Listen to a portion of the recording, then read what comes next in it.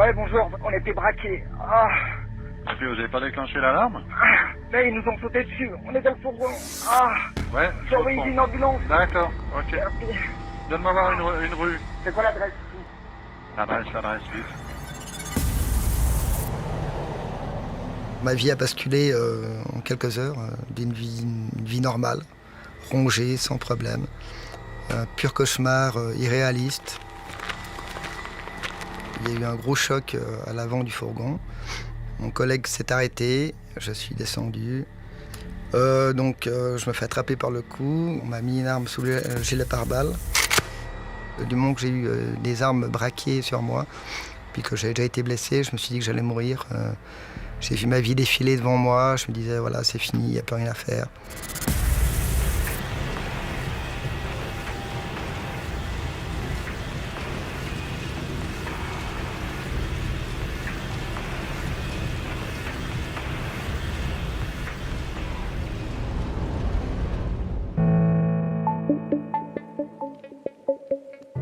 Les braquages au fourgon se sont multipliés ces dernières années en Suisse romande, des charges à l'arme de guerre toujours plus violentes.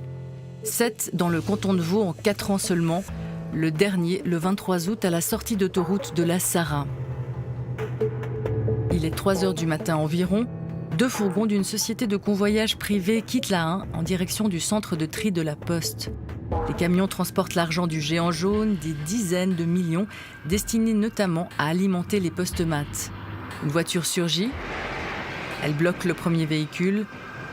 Le second fourgon parvient à s'échapper. Les braqueurs pointent leur kalachnikov. Les auteurs se sont présentés armés en menaçant les convoyeurs qui sont restés dans l'habitacle du véhicule dans lequel ils étaient protégés. Et là, les auteurs n'ont pas hésité à tirer avec leurs armes en direction des convoyeurs, avec des impacts de balles sur le pare-brise. Donc, fort heureusement, les convoyeurs étaient protégés par le blindage du véhicule. Par la suite, alors que les convoyeurs se trouvaient encore à l'intérieur du véhicule, ils ont utilisé de l'explosif pour ouvrir la partie arrière du véhicule. Et finalement, ils ont mis le feu à leur véhicule et au véhicule des convoyeurs de fond, alors que les gens se trouvaient encore à l'intérieur du véhicule. On voit qu'on a un comportement des auteurs extrêmement violent qui n'hésite pas à mettre clairement la vie des convoyeurs en danger.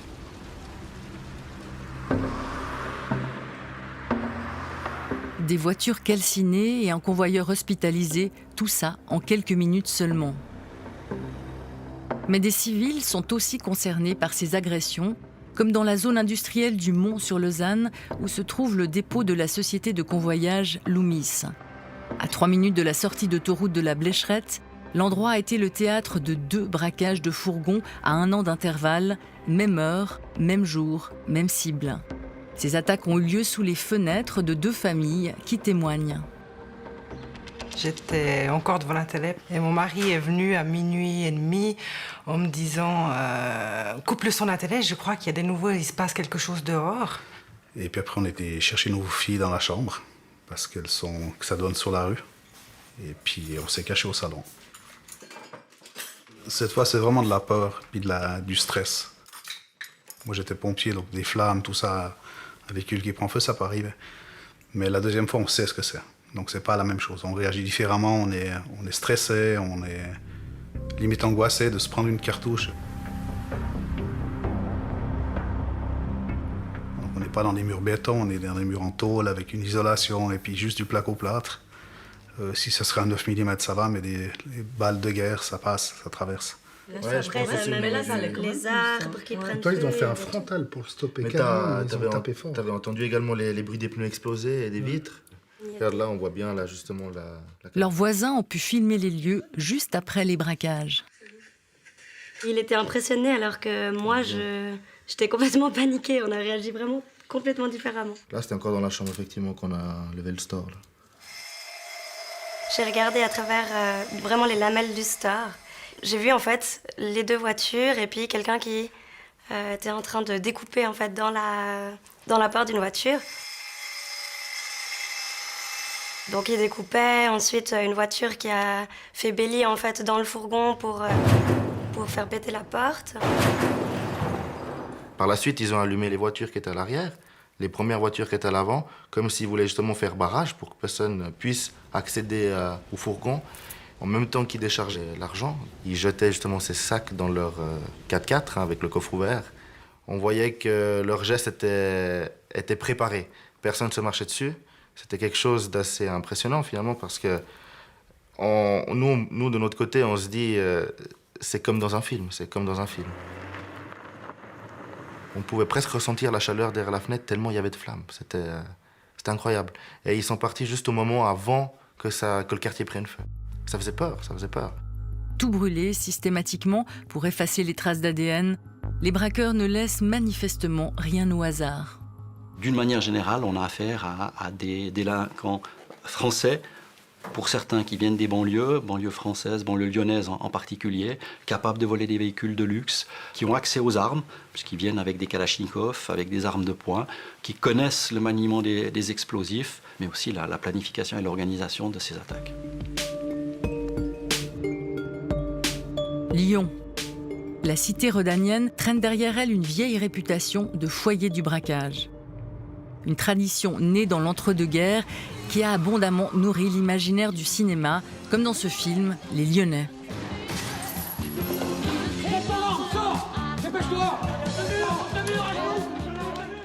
Tous les braqueurs des années 70-80, qui étaient à peu près l'âge d'or du braquage, le dernier âge d'or du braquage en France, bon, ils sont tombés massivement dans les années 80 en prenant des peines à 2 chiffres, comme on dit, des peines éliminatoires. La justice avait tapé un peu du poing sur la table, donc ils ont été condamnés lourdement. Les gens, ils vont se rencontrer en prison, hein, ils vont au même endroit. Il n'y a pas une prison pour les gens de cité, puis une prison pour les gens du milieu traditionnel. Hein. Ils se rencontrent et tout ce petit monde est perméable, se mélange. Donc c'est comme ça que se perpétuent les traditions. Ouais. Là, vous avez la Duchère, vous avez Bron, Vaux-en-Velin, Vénissieux, qui abritent les quartiers sensibles lyonnais. Ouais. Le journaliste et criminologue Jérôme Pierrat est le grand spécialiste des braqueurs. Cela fait plus de 20 ans qu'il piste ces malfrats. Il connaît par cœur les bandes qui écument la région lyonnaise. Le profil de ces braqueurs, plutôt des gens assez sportifs et assez sains. C'est-à-dire que ça fume pas, ça boit pas, ça se drogue pas, ça fait du sport. S'ils se retrouvent face à des hommes armés ou des gens qui se mettent en travers de leur route, qu'est-ce qui se passe? C'est pas des types qui lèvent les mains, hein, c'est pour ça qu'ils viennent aussi lourdement armés et en force. Ils vont se servir des armes, mais c'est pas des... Ils sont pas là juste pour faire de la dissuasion. Effectivement, ils sont assez déterminés pour tirer, pour s'extirper. Dans les cités, le silence est règle d'or. Mais grâce à plusieurs intermédiaires, nous avons réussi à entrer en contact avec un braqueur. Ce dernier a déjà sévi en Suisse, notre enquête a permis de le vérifier. L'homme a accepté de nous parler, finalement, peut-être par narcissisme ou par bravade. Il exige en retour le respect total de son anonymat. Nous nous sommes rencontrés dans un lieu tenu secret, hors des murs de la cité. Sa voix est doublée par un comédien. Si on faisait un portrait type de ce braqueur? Type maghrébin, 2e voire 3e génération d'émigrés, entre 28 et 42 ans. Ça peut se mélanger avec des gens du voyage, des Français qui ont grandi dans les banlieues. Voilà. Comment est-ce que vous vous êtes formé au braquage? Ça a commencé par idéaliser les braqueurs. Adolescents, on tape avec les mecs de notre âge. Et petit à petit, on commence à faire nos preuves. On commence à monter des coups de plus en plus élaborés. Et là, on tape dans l'œil des personnes un peu plus expérimentées qui nous recrutent pour aller voler une voiture, pour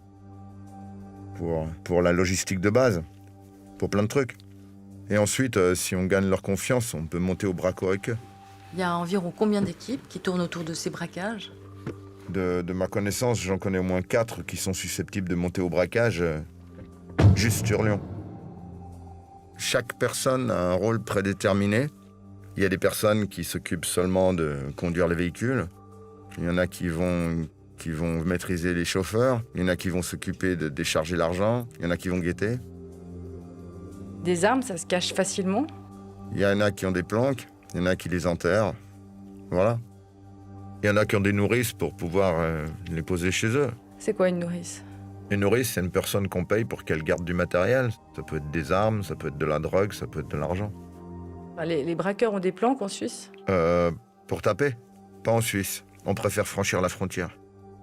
Et là, il y a une recrudescence très impressionnante de ces braquages en Suisse. Pour quelle raison? Pourquoi? Parce que, si je dois dire, de ce que je sais, il y a eu un braquage de fourgon sur l'autoroute avec un butin énorme qui a suscité le désir et la convoitise de toutes les grosses équipes lyonnaises. C'était 40 millions. Hein. C'est ça.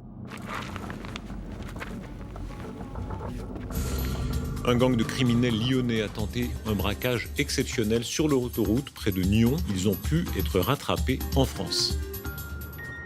On n'avait jamais vu de somme aussi importante dérobée en Suisse. Le président des sociétés de convoyage, Luc Sergy, nous explique pourquoi de pareils tirelires prennent aujourd'hui la route. Tout simplement parce que les banques n'ont plus de trésor dans la banque. Maintenant, c'est les entreprises de sécurité qui l'ont. Ils outsourcent toute la gestion du cash auprès des entreprises de transport de fonds. Ils outsourcent également le ravitaillement des bancomates. Outsourcer, un joli anglicisme pour dire que les banques et la poste, notamment, se sont débarrassées de la patate chaude. Pour des raisons de sécurité, disent-elles, mais aussi d'économie. Ce qui frappe, c'est qu'à l'heure du tout numérique, il y ait encore autant de cash dans le circuit. En Suisse, c'est encore un pays où le citoyen a beaucoup d'argent liquide dans sa poche. Dans d'autres pays, ils payent même le lunch avec des chèques ou avec des cartes bleues, alors que chez nous, on paye encore régulièrement en cash. Donc c'est vrai que la Suisse a plus d'argent dans la poche peut-être que d'autres pays. Et puis l'économie a une exigence de pouvoir mettre à disposition cet argent, que ce soit dans les bancomates, dans les banques ou dans les magasins, les grandes surfaces de détail. Donc c'est clair que ça nous pousse à devoir aussi rouler la nuit. Des centaines de millions traversent ainsi toute la Suisse, de jour comme de nuit. Mais c'est surtout de nuit que frappent les braqueurs. Des petites fourgonnettes, puisque la loi interdit aux camions blindés de circuler après 22 heures pour limiter le bruit. Sur votre gauche, vous avez effectivement un de ces fourgons de 3,5 tonnes qui est autorisé à rouler la nuit et à transporter de l'argent. Mais on a un blindage qui est, disons, essentiellement sur la cabine et puis quelques renforts aussi sur le pont où on peut mettre de l'argent. Ensuite, au milieu, vous avez un véhicule qui fait un peu plus de 8 tonnes, qui est déjà beaucoup plus solide, où on peut aussi transporter de l'argent, mais pas la nuit, malheureusement. Et puis, ce qu'il nous faudrait pour la nuit, c'est effectivement le camion que vous avez là sur votre droite, qui est un camion qui fait 26 tonnes. Et si on avait une autorisation de rouler la nuit avec ce genre de camion, on parle d'environ 5 à 8 camions par nuit au niveau national. Donc je ne vois pas la problématique de la nuisance pour le peuple suisse. À Berne, on commence à s'agiter. Le PLR vaudois Olivier Feller a déposé une motion en mai dernier. Il réclame au Conseil fédéral une dérogation pour permettre à ces camions blindés de circuler de nuit. Un privilège exceptionnel dont bénéficient notamment les transporteurs de fleurs coupées. Nous sommes dans une situation d'urgence, puisqu'au cours des 2 dernières années, il y a eu plusieurs attaques contre des convoyeurs de fonds. Les attaques sont d'ailleurs d'une brutalité qui augmente régulièrement. Il y a urgence et on pourrait au moins à titre temporaire envisager la possibilité de transporter des fonds dans des véhicules lourds pendant la nuit. Mais pour l'instant, le Conseil fédéral botte en touche. Qu'est-ce que vous allez répondre à la population et aux personnes qui ont été attaquées brutalement? Qu'on a le droit de transporter des fleurs la nuit dans des véhicules lourds, mais qu'on ne peut pas transporter de l'argent.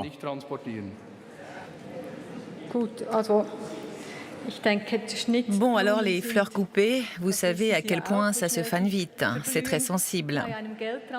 Alors que l'argent, comme je vous ai dit, à vous de décider quand vous allez convoyer ces fonds. L'argent ne se fane pas comme les fleurs. Et je pense que la population devrait pouvoir comprendre la différence entre les fleurs et l'argent. Pendant que la Suisse tergiverse, la France, elle, a depuis longtemps dompté le problème. La France a une approche de la sécurité publique qui est différente de celle de la Suisse et ils ont réussi à rendre les transports de fonds en France beaucoup moins intéressants pour les délinquants en prenant toute une série de mesures, en d'un côté limitant fortement les montants qui sont transportés, mais également en utilisant que des véhicules lourds pour le transport de fonds avec un blindage maximum de niveau 4, donc c'est ce qui est le plus élevé aujourd'hui, en augmentant le nombre de personnes qui se trouvent à bord des véhicules, c'est 3 convoyeurs armés, protégés, c'est aussi en supprimant les transports de nuit, donc il n'y a plus de transport d'argent de nuit, pas d'alimentation des distributeurs durant la nuit, plus d'autres mesures de sécurité. Et avec toutes ces mesures, il y a pratiquement plus d'attaques de véhicules de transport de fonds en France. Espagne, Italie, eux, ils ont joué plutôt sur les montants. Ils ont diminué de manière très très importante les montants transportés, ce qui fait que là aussi, c'est plus intéressant pour les délinquants de s'attaquer à des véhicules de transport de fonds en Italie, en Espagne par exemple. La Suisse est un pays plus libéral que la France. La Suisse n'aime pas trop les interdictions. Et en Suisse, on utilise davantage le cash qu'en France. Beaucoup d'argent en espèces circule. Cela répond aux besoins de l'économie, mais répond aussi aux attentes des consommatrices et des consommateurs qui aiment payer en cash. Et il faudra faire une pesée des intérêts. Est-ce que nous voulons continuer de pouvoir retirer à toute heure de l'argent dans les bancomates ou est-ce que nous voulons y renoncer ?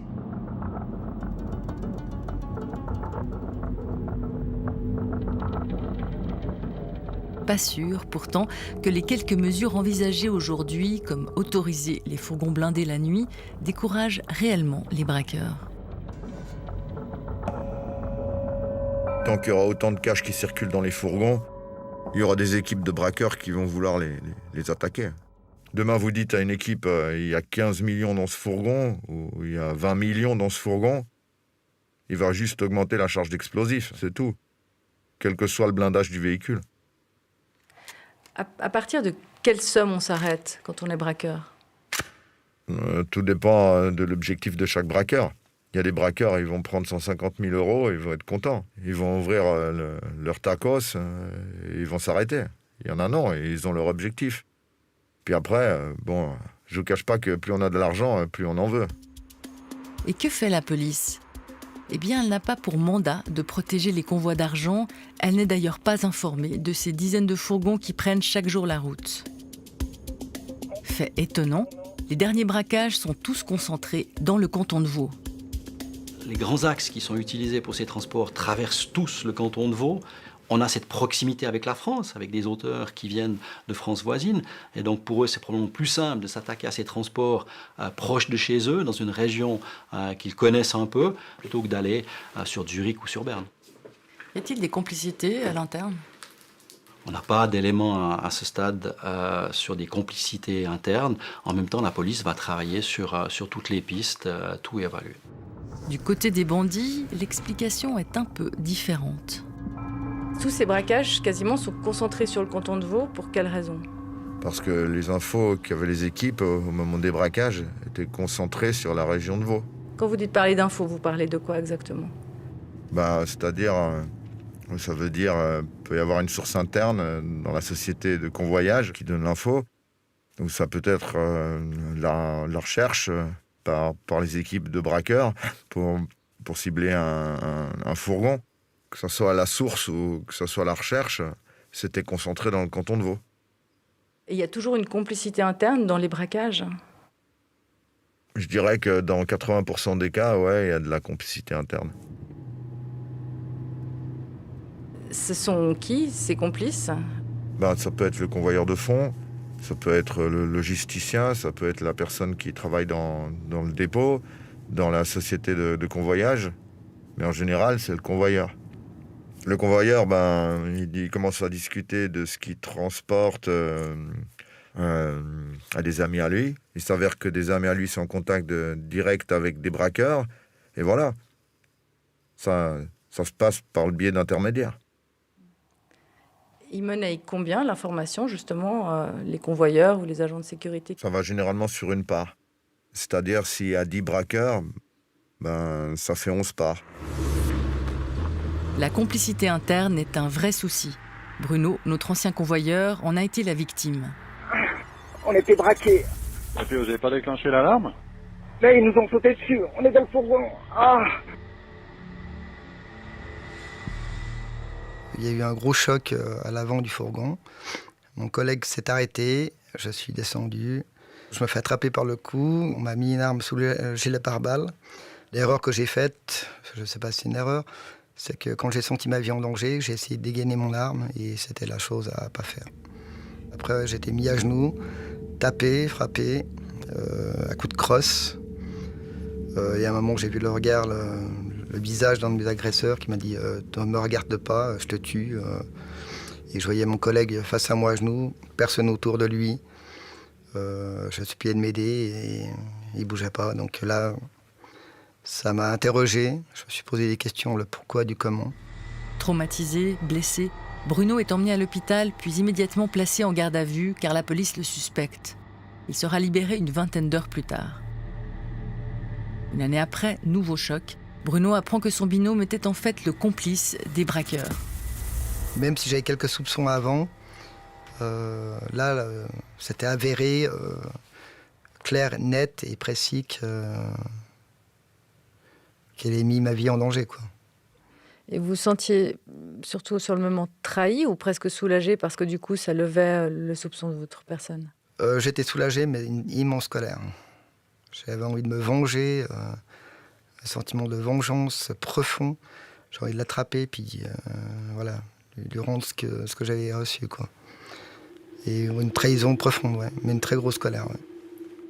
Et ensuite, vous avez quitté complètement le métier de la sécurité? Quand j'ai su que mon collègue était complice, quoi, en tout cas qu'il avait participé à cette attaque, je me suis dit, je ne peux plus faire confiance. Si je ne peux pas faire confiance à mes collègues, ce travail n'est plus fait pour moi. Bruno connaissait bien le domaine de la sécurité, mais travaillait dans le convoyage depuis 4 jours seulement. Vous étiez préparé à ce type d'attaque? Non. Parce qu'on se dit toujours que c'est sécurisé et que... on se dit qu'on est armé déjà, qu'on va voir le danger arriver. Vous étiez bien encadré dans votre société? Non, on n'était pas bien encadré. On était formé, mais peut-être pas assez. Pas de protection des convois, nous l'avons dit, mais la police contrôle-t-elle la formation et l'encadrement des convoyeurs et agents de sécurité? La police n'a pas pour mission de contrôler la qualité de la formation de ses agents. Le seul contrôle qui est fait, c'est des contrôles sur le parcours de la personne, qu'on n'ait pas affaire à des gens qui soient connus des services de police de manière défavorable. Et nous, on va faire un contrôle pour la délivrance du permis de port d'armes, qui est quelque chose de particulier. Mais tout le reste de cette activité-là n'est pas soumis à un contrôle permanent de la police, et en tout cas pas à une validation de la formation. Petite visite sur des sites de sociétés de convoyage. SOS Surveillance, par exemple, recrute un agent à Genève. Cette entreprise a par ailleurs été victime de plusieurs braquages ces dernières années. Le convoyeur de fond exerce un métier dangereux. Il doit faire preuve d'une grande attention, car la moindre baisse de vigilance peut lui être fatale. Le convoyeur de fond est un homme de confiance à qui l'on peut confier des sommes d'argent et des valeurs considérables. Critères minimum, permis de port d'armes, casier judiciaire vierge, nationalité suisse ou permis C. Tout ça pour un salaire horaire brut de 22 francs 70. C'est peu, mais un peu plus que ce que prévoit la convention collective. Bien sûr, personne n'affirme que les convoyeurs sont corruptibles en raison de leur salaire, mais une chose est sûre, c'est bien peu payé pour une telle prise de risque. Le syndicat Unia et la gauche dénoncent fermement ces conditions de travail. De son côté, SOS Surveillance a refusé catégoriquement de répondre à nos questions. Nous nous sommes donc adressés au président de ces sociétés. Je pense que tout le système serait quelque part à revoir. Les clients aussi, ils ont tendance à payer le moins cher possible cette prestation. Il y a certainement aussi là-bas un effort qui doit être fait, qu'on puisse aussi peut-être payer des salaires plus intéressants pour cette branche. Les diverses banques interrogées, Banque nationale et Poste, refusent de s'exprimer sur les tarifs pratiqués et les mesures de sécurité prises concrètement. La Poste, victime de 2 attaques très violentes contre des convoyeurs, affirme néanmoins que ces normes de sécurité répondent aux exigences les plus élevées et sont constamment adaptées et développées.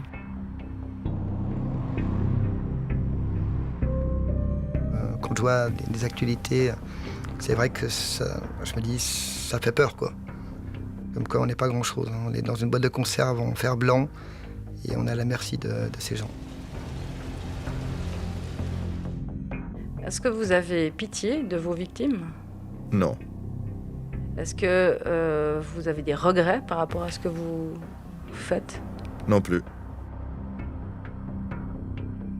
Vous voyez comme des terroristes en quelque sorte? Non. Vous vous définiriez comment?